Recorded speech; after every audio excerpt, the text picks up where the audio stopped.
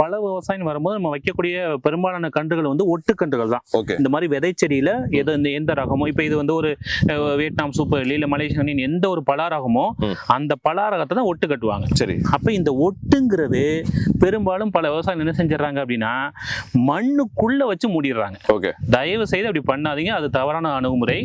ஒட்டு எப்பவுமே மண்ணுக்கு மேலதான் இருக்கணும்.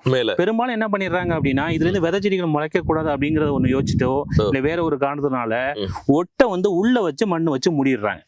ஆனா ஒட்டுங்கிறது நம்ம மண்ணை மூணுக்கு அப்புறம் அது வெளியில நமக்கு தெரியணும். அது எதனால அப்படின்னா பொதுவாவே ஒட்டு கூடிருச்சு கூட மெச்சூர் பண்ணதான் கொடுக்குறோம் அப்படின்னாலும் முழுமையா அது வந்து நமக்கு ப்ராப்பரான growth வர்றதுக்கு 2 years கூட ஆகலாம்.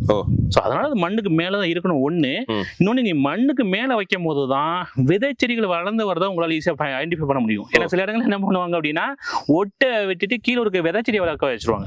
சாத்துக்குடி சில கன்றுகள் எல்லாம் ஒரு 1 or 2 years வரைக்குமே விதை செடிகள் முளைச்சு வர ஆரம்பிக்கும். இப்ப சாத்துக்குடியா இருக்கட்டும் இல்ல ஆப்பிள் பேர் இந்த மாதிரி சில இதுல கொய்யா செடிகள் ஒட்டு கன்றுகள் எல்லாம் விதை செடி வரும். ஸோ லேபர் ஈஸியா ஐடென்டிஃபை பண்ணணும் அப்படின்னா அந்த ஒட்டு வெளியே தான் இருக்கணும். அப்பதான் அந்த ஒட்டுக்கு கீழே வரக்கூடிய விதை செடி வளரும் போது ப்ராப்பரா நம்ம கட் பண்ணி வெறும் ரகத்தை மட்டும் வளர்க்க முடியும்.